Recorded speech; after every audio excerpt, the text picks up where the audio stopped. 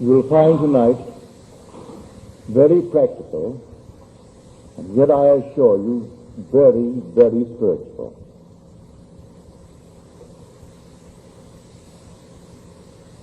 Christianity has to be continually redeemed from secular history. For Jesus Christ is the human imagination. As Paul tells us in his first letter to the Corinthians, we have received not the spirit of the world, but the Spirit which is from God, that we might understand the gifts bestowed upon us by God. Now tonight we will show you one of these gifts, if you really understand who Jesus Christ is. I tell you, he is your own wonderful human imagination. That is Christ. It comes as a shock when you first hear it if you are raised in the tradition, sir, as the speaker was. I was raised in a Christian home. And naturally, like the hundreds of millions of Christians, we were taught it as secular history. A little boy who was born of a woman who knew not a man, and that his father was God. He was a son of God. And that was the story as I was taught it. But I was searching and seeking from the time I think I can remember. I believed the story as Mother taught it to me. I did believe it. And I can't tell anyone the shock that was mine. And sometimes maybe I wondered if it would not have been better to turn back, like Israel in the desert, and go back into slavery. But I couldn't, any more than they could. They had to keep moving towards the promised land.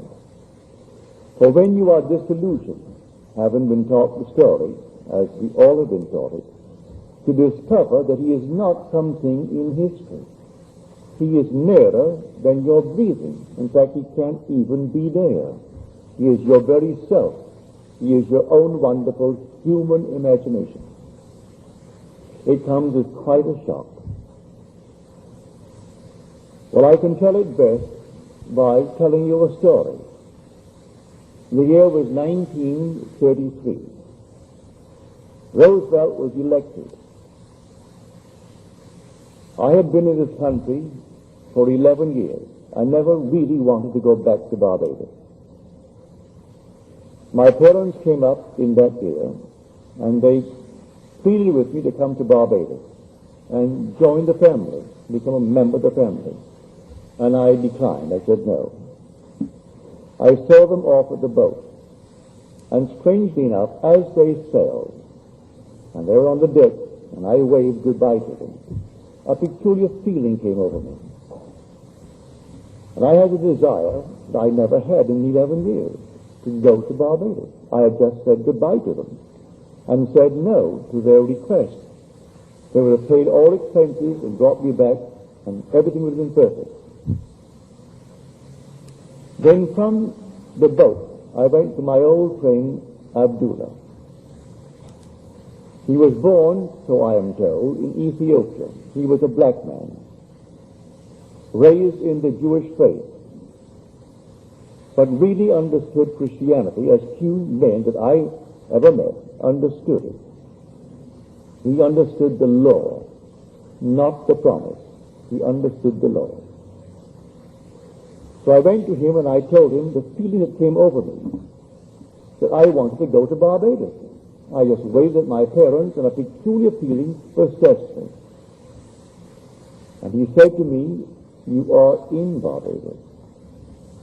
Well, that did not make sense to me. I'm standing in his place on 72nd Street off Central Park West. That's where he lived. He lived at 30 West 72nd Street. And here I am in this place, and he's telling me that I am in Barbados. He didn't explain what he meant. So, as the days went by, I say to him, Ab, I am no nearer to Barbados than I was when I spoke to you. And he said to me, if you are in Barbados, you cannot discuss the means of getting to Barbados.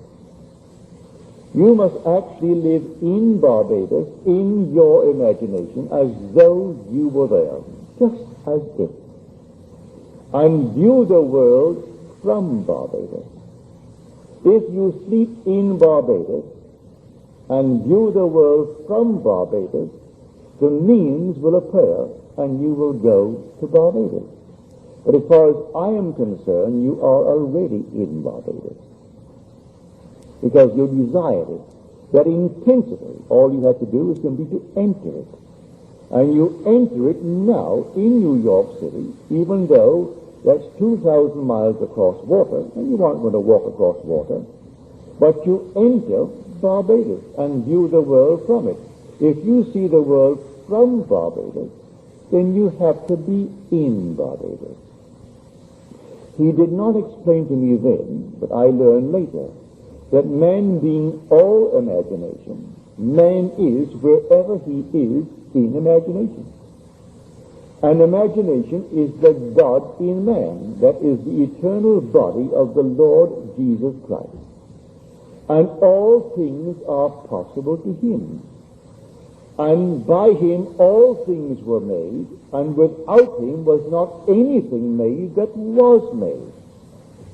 But what is now proven was once only imagined. These things I did not know then. He simply talked in the overall picture. But I did my best, and I slept mentally in Barbados, in my mother's home.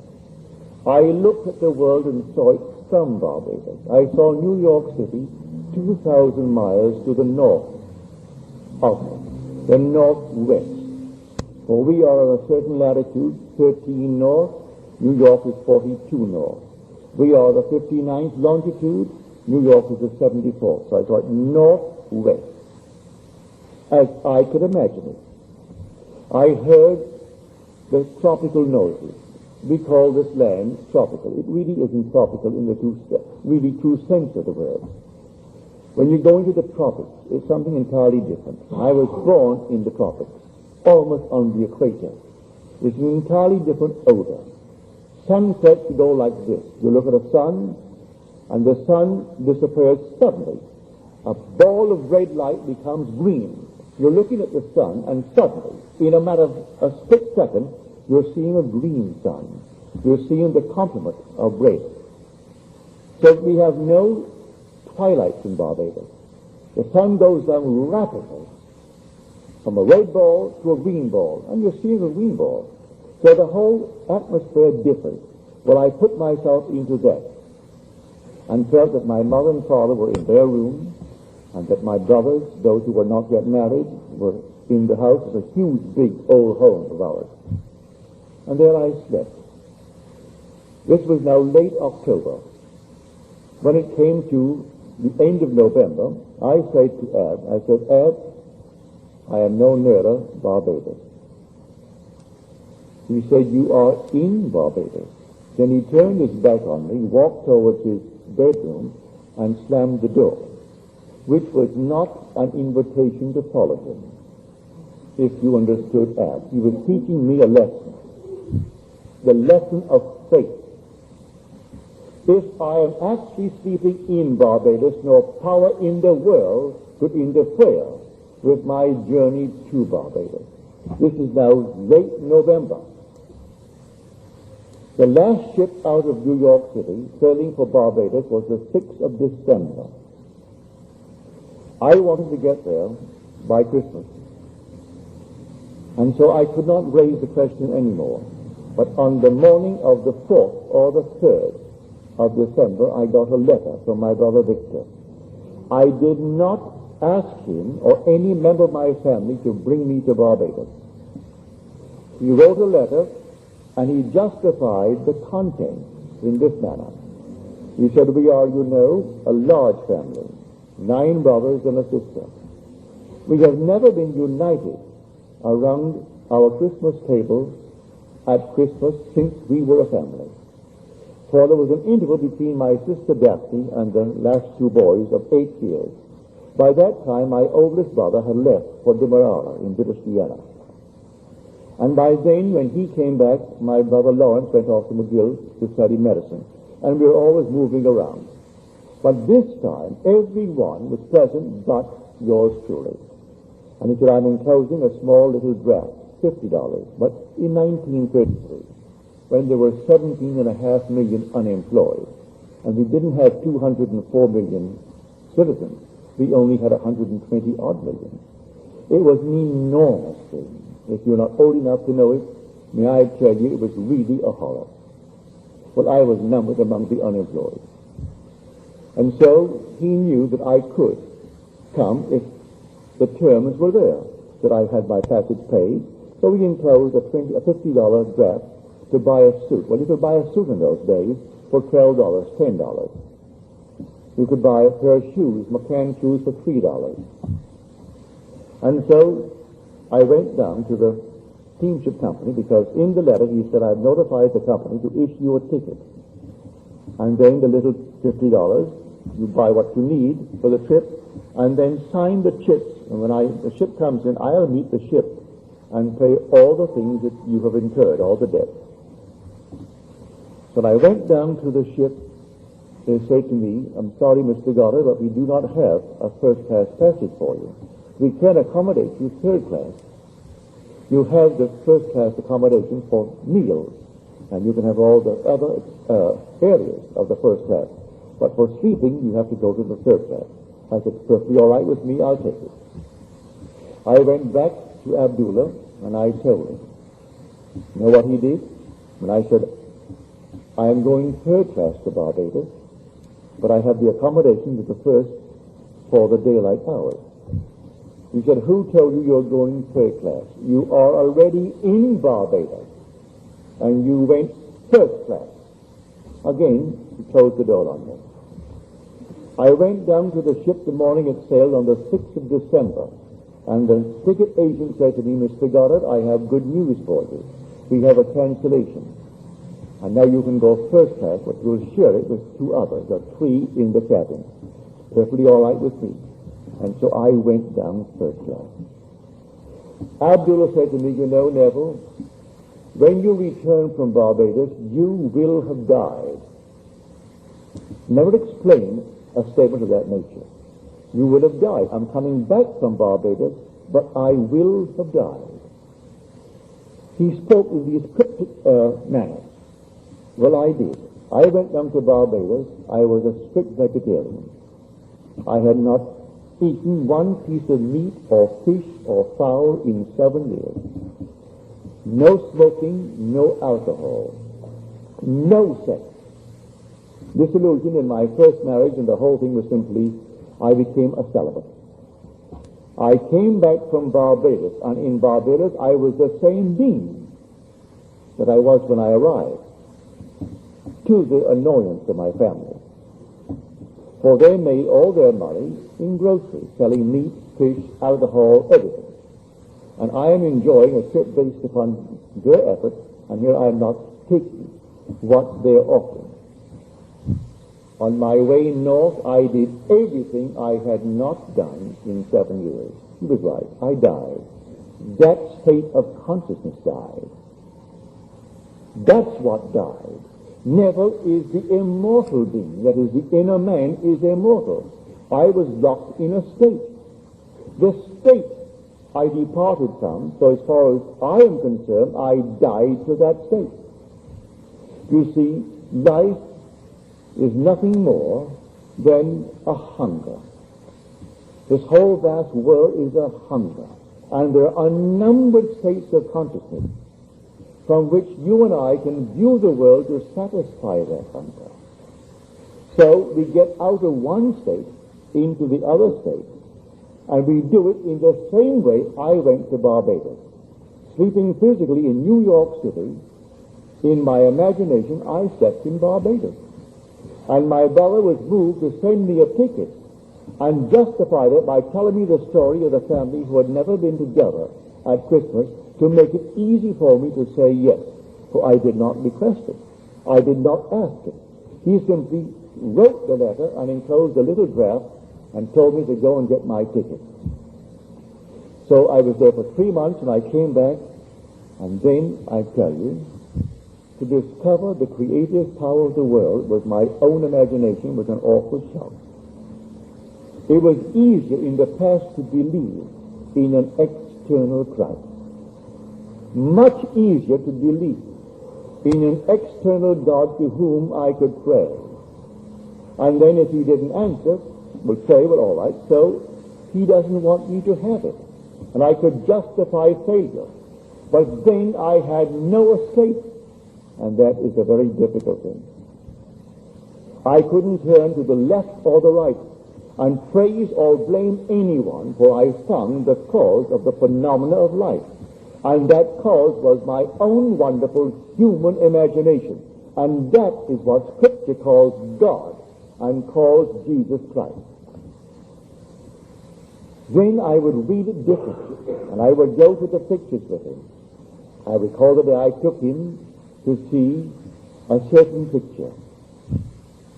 And he said, Neville, tell me, do you get anything out of it? And I began to interpret it for him. It was to come to Monte Cristo. He said, interpret it for me. And when I did, he was so excited and so thrilled that I had learned the lesson. That everything is teaching us the same lesson in this world. There is nothing but God in the world. So here, I one day took up the chapter of John, the 14th chapter of John. And I interpreted this for him, because he would have me rise, and not more than, say, a dozen or 20 of us came to the meetings. He taught Hebrew. That's where I learned my Hebrew. And when I took the 14th of John and began to explain it in this manner, again, the excitement that came over him. Let not your hearts be troubled. You believe in God. Believe also in me. In my Father's house are many mansions. If it were not so, would I have told you that I go to prepare a place for you? And when I go and prepare a place for you, I will come again and receive you unto myself, that where I am, there you shall be also. And I explained it to him in the lines of what I just told you about my trip to Barbados. I prepared a place for this outer man that could do nothing but be anchored by his senses. When I was living in a basement on 75th Street, and my senses dictated the fact that I had no money, but none, and unemployed. I couldn't possibly get to the Bronx without borrowing the nickel, and yet I want to go to Barbados. The inner man is my imagination, and that is the Lord Jesus Christ, and all things are possible to him, if I can believe him. So now I go and prepare a place for you, Neville, the outer Neville. And so I slept in Barbados. And I saw the world as I would have to see it were I in Barbados. And in a short 6 weeks, the means came, and I made the most heavenly trip to Barbados, 3 months in Barbados, and a lovely trip back, bringing back adequate sums to tide me over for a while. All a gift of my family, which I did not solicit. So I then discovered who the Christ of Scripture was. He was my own wonderful human imagination. But by tradition, I faltered along the way. I went back to the traditional concepts and the belief in my senses and the belief in the evidence of my senses and what they dictated, until finally you break through from the traditional God to the God of experience. I experienced God on that trip. Because who did it? I did it all in my imagination. And it came to pass. And if by him all things are made, and without him there is nothing made that is made. And I know exactly what I did was that I found him. I found him of whom Moses and the law and the prophets wrote. But I found him, and I so called him Neville. I didn't call him by another name, The Bible calls him Jesus Christ, which means God the Savior. But I found a Savior, and he was my own wonderful human imagination. And that was an awful shock, because here is a normal man with all the weaknesses of the world, all the limitations of the flesh, things that I had done of which I was not proud, and possibly felt capable of doing. And yet that was God. So your own wonderful human imagination, I know from experience, is God. That's the Christ of Scripture. Now, imagination plus faith is the stuff out of which we fashion our world. We are told that without faith it is impossible to please him. Read that in the 11th chapter, the 6th verse of the Epistle to the Hebrews. Without faith it is impossible to please him. Now what is faith? It's described in that same 11th chapter. But let me give you another definition. Faith is the subjective appropriation of the objective hope. I hope to go to Barbados. I subjectively appropriated it. Physically, I was in New York City on 75th Street. Subjectively, I was in Barbados. And then to prove that I was in Barbados, I simply looked at the world. If I could see the world as I would have to see it were I in Barbados, then I subjectively appropriated that state. If I slept in New York City and still know I am in New York City, I will remain there forever. There will be no change in my world. I had to subjectively appropriate my objective hope. My objective hope was to be in Barbados. Now, whatever one has as an objective hope, they must now subjectively appropriate it and sleep in that subjective appropriation. You want to be in, you name it. All right, you simply subjectively appropriate it. And that was the beginning of my transition from a God of tradition to a God of experience. And when I came back to New York City, friends of mine who knew me in the days when I never touched alcohol or smoking, I never acquired smoking. I tried it, but I couldn't seem to get it. Alcohol I got. Other things, like, well, you name it, all these things I do. I trust not to excess, sometimes excess, yes. But nevertheless, I did it to discover it didn't hurt me at all concerning my spiritual advancement. That they accused him, the human imagination, of being a glutton and a drunkard and a friend of sinners, one who loved the company of harlots and tax collectors and all the things of the world that people shun. And here was the human imagination in the midst of it all, trying to show everyone who he is, that he is actually buried in man, and he will rise one day in man as the man in whom he rises. And when it did happen to me in 59, what a shock. But it was back in 1933 that this thing actually began to unfold within me, when old Ab would not explain what he meant when he said to me, you are in Barbados. So if you say to me right now, I would like to have $100,000. If I were now telling you, as he would tell it to me, I would say, you have it. And if you do not sleep tonight in the possession of it, you are not doing what I have told you. If you want anything, you simply sleep in it, as though you had it. The secret of feeling as if it were true, that's the secret. And so we receive not the spirit of the world. The spirit of the world is doubt. The body of doubt is Satan. And as Blake so clearly and beautifully stated it, O my Satan, thou art but a dust, and dost not know the garment from the man. This is the garment, limited by its 5 senses. limited by what reason dictates to it. So tonight when I go to sleep, reason tells me you are now sleeping at 1025 Carroll Drive. And reason is telling me what I have in the world. And suppose I don't like what I seem to have and reason dictates. I must dare to assume that I am that which I would like to be, and sleep in that state rather than the state that my reason and my senses dictate. If I dare to do it, I know from the experience of 1933 that it works. I have taught that law to everyone who will listen to me. Many will listen, yes, many have proved it, but we are creatures of habit.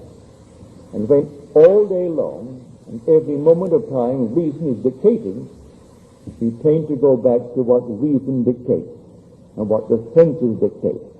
But the being who is speaking in you is the Lord Jesus Christ, and he is your own wonderful human imagination. So he is telling you, be not afraid. Let not your heart be troubled. For in my Father's house there are many mansions. Mansions means states of consciousness. And these are all for the purpose of satisfying the hunger of a man. I hungered for Barbados. It was a state to satisfy that hunger. The day will come, there will be a hunger that not a thing in this world can satisfy but an experience of God. That's a state of consciousness. There is a hunger for money that nothing can satisfy but money. There's a hunger for fame and nothing but fame. Trivial as it is, never thing will satisfy it but fame as you understand fame. So these are all states. So you enter into the state of the hunger and view the world from it and satisfy your hunger. For if you are now known as you want to be known, then the hunger to be known is satisfied. If you want to be anything, and then you view the world from that state, and the world viewed, although subjective, confirms what you are actually seeing and experiencing subjectively, well then your hunger has been satisfied. Now, having done it, in my own case, a bridge of incident was built without my conscious reasoning mind. I didn't write my brother's letter. I didn't buy the $50 draft. I didn't notify the shipping company to issue a ticket to me. All that came by mail. He was influenced 2,000 miles away by my assumption. I dared to appropriate subjectively my objective hope. So take your hope, your objective hope, and then appropriate it subjectively, and sleep in it as though it were true. If you dare to sleep in it as though it is actually true, in a way you do not know, that bridge of incident will appear, and you will be compelled to walk across that bridge to the fulfillment of the subjective appropriation.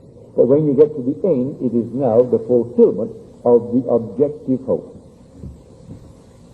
This is what this night I would share with you. I tell it from experience. And then from then on, when I found a crisis in my life, I applied it. I do not live by every second of time, because I am fairly satisfied with the life I live. And so there's no need for constant change in my life. But there are moments in the lives of all of us where we reach a crisis. And then you have to take action if you know who Christ is. For bear in mind, by him all things were made. And without him was not anything made that was made. So do not become so completely anchored to the outer garment that you think is yourself. It's only a garment. And forget the inner man, the imaginative man, who is the immortal you. The imaginative man is God himself. And the day will come that he will be born. For this whole vast drama, I could break it into three patterns: innocence, experience, imagination. And when you reach that stage, the third stage of imagination, you're going towards the end. For we came out of the world of experience into a world, the world of innocence, into the world of experience. I moved towards an awakening imagination, which is God himself. So we are told all things are possible to God. Then we are told all things are possible to him who believes. So the 19th chapter of Matthew tells us, with God all things are possible. The 9th chapter of Mark tells us, all things are possible to him who believes. So he equates God with a man who can believe. You can't get away from that equation. If all things are possible to God and all things are possible to the one who believes, then he equates the one who believes with God. Now I know the difference between thinking from my wish fulfilled and thinking of it. I am always thinking from where I am and of where I am not. Right now I am thinking from this room and of my home where my wife is now. But this room is more real now than where she is, because I am thinking from her and I'm thinking of her. The secret is thinking from. When you enter into a state and think from it, you give it all the tones of reality. You give it all the sensory vividness that you can muster. And then when you open your eyes and you break the spell, you think, now what have I done? That was all imagination, the world would say. That's all it needs to, for imagination is God. You set in motion a reality. And you do not have now to devise the means which will be employed to move you from where you are physically to where you are in imagination. So listen to the words carefully. And now I go to prepare a place for you. And when I go and prepare a place for you, I will come again and take you to myself. That where I am, there you shall be also. He is speaking to this garment. This garment can't go. You put it on a chair, put it on a bed, throw it on the floor. But he, the inner man, can be any place in this world. I'm viewing the world from where he is in imagination, which is reality. He returns to the garment that he left behind, and he takes it to himself. So I will return, having gone and prepared the place, I will return and take you to myself. That where I am, where? In consciousness, in my imagination, which is the only reality, there ye shall be also. So I went into Barbados in my imagination, and that was Christ. But I left the little garment that I wore on 75th Street in New York City. Then I returned the next morning and took it up. All right, 6 weeks passed by, and seemingly nothing happened. But it came with sudden shockingness. Out of nowhere, the letter under my door. Because in those days, what on earth would you do getting up early when there were 17 odd million unemployed, and I was a dancer? Who wanted a dancer? When they couldn't eat, how could they pay to go to see a dancer? If I could find a job in a restaurant dancing for nothing but just for the food, I would have taken it. People who are not my age have no idea of the depression of those days. We speak of a recession today, where there are 6 million unemployed, with 204 million in our country. There were 17 odd million, and that was not quite the true figure. And we only had 120 odd million. If you know New York City, there's a place called Gimbel's. And Gimbel's moves all the way through to Penn Station. And the hallway walking through from Gimbel's to Penn Station would be from there to about here. I have seen men 7 deep, all the way sleeping at night, no place to go. At least they had it heated for them. That's where they slept. They slept all over the place. And what they could bathe or eat out, that's what they got. We had no social security in those days, no welfare aid in those days. And we had 17.5 million unemployed. So I know what it is to go through that experience. And without one nickel, I can make a trip to Barbados that cost the family, well over $1,000. In those days, a dollar was really $2 or $3 when it comes to buying things. But I did have fun.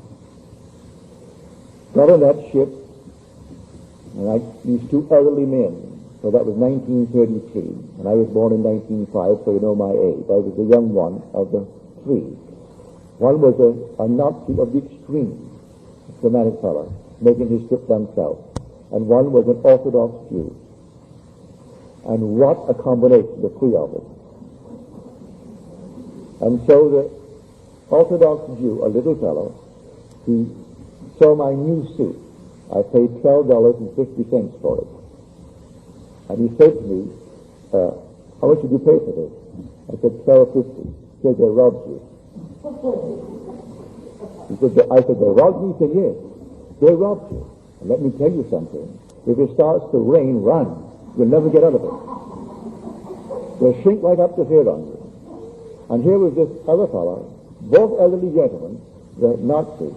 He was ranting all day long how Germany is going to take over all the West Indies and eventually take over America. And the two others were at it. And the little Jewish Orthodox man was reading his Bible most of the time in Hebrew, but would talk to me about my suit or things of that sort. And the other fellow was all science. By science, he meant astrology. He believed in astrology. He believed in all these isms.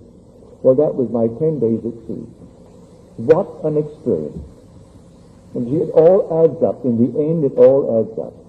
So I had the most fabulous trip all the way down and came back to fulfill my friend's prophecy. You would have died. And I did. I died to escape. Not the immortal man cannot die. But I didn't realize I was locked in a state until I began to sleep in another state. And sleeping in another state, that state became the reality. And the old state that could not eat fish or fowl or meat or eggs or anything, delighted in eating fish and fowl and all the things that the other one couldn't do. So every state is right for itself. And so until one gets out of a state, don't try to hit him over the head. He can't hear you. He knows what he is doing is the only truth, the only reality. If he really believes that clams are going to poison him, do you know they'll poison him? You and I will sit down and eat the most glorious bunch of clams. He will sit and eat the same from the same dish, and he'll poison him. I had that experience when I was a strict vegetarian. I went to Toronto. A friend of mine invited me to her house there, and she could ill afford the salmon that she really prepared, a beautiful salmon. But I was not eating fish or meat or fowl or anything in those days. But as a guest, I was trained never to offend a host. And so I forced myself to eat what was put before me. It was the first time I broke my fast in these many years. Do you know there were 7 of us at the table? My host and hostess, my dancing partner and her mother, and then 2 sons. There were a bunch of us around. And I was the only one with ptomaine poison. I came down, I was poisoned and poisoned beyond measure that night. And everyone ate the same fish. But I was eating against the grain of my own being. I knew I was doing wrong by my own, at the moment, moral, ethical code. And I was poisoned. And they all survived. Well, the body survived too. But I mean, I was really sick. So the most marvelous thing in the world will poison you if you think that it is wrong in what you do. So where is it? All in your own wonderful human imagination. That is God. And we ate of the tree of knowledge of good and evil and came down in the world of experience. And there are only two things in the entire 66 books of Scripture that displeases God. You can read from beginning to end, and you will not find more than two that truly displeases God. And one is lack of faith in I am He. And the other is eating of the knowledge of the tree of good and evil. Now, we all have eaten of the tree of knowledge of good and evil. I know I have. But the whole vast world shuns and turns away from that belief that I am He. So the lack of faith in I am He and eating of the tree of knowledge of good and evil are the two things that displeases God, as mentioned in Scripture. I can't find the third one. I find no third, only these two. So be still and know that I am God. As we are told, unless you believe that I am He, you will die in your sins. So the I am in you is your own wonderful human imagination. And you can put it any place in the world. You need not be anchored to where your senses tell you that you are. Now let me speak candidly to a lady who is here. She wants to sell a home. You can't sell the home if night after night you sleep in that home. You have to sleep elsewhere. Mentally, I do not mean physically. Physically, I slept in a basement on 75th Street in New York City. But in my imagination, I slept in my mother's home in Barbados. And within 6 weeks, I was in my mother's home in Barbados. And then I had not a nickel towards the venture, which cost well in excess of $1,000. And it was all made available as a gift. It was not a loan. It was a gift. If you want to sell that home, seriously, you have to actually let it go in your imagination and sleep as you would sleep and where you would sleep if you had sold it. And then night after night sleep in that state. Where else would you sleep if you have sold it? Unless you want to re-rent a room in your place, which is not what you want to do. So I say to everyone, if you know who Jesus Christ is, you are free. The day will come, you will know He really is the Father. And that day is the most thrilling day imaginable, when David in spirit calls you Father. No, I didn't bring a watch tonight, so I do not know what time it is, but now we'll go into the silence.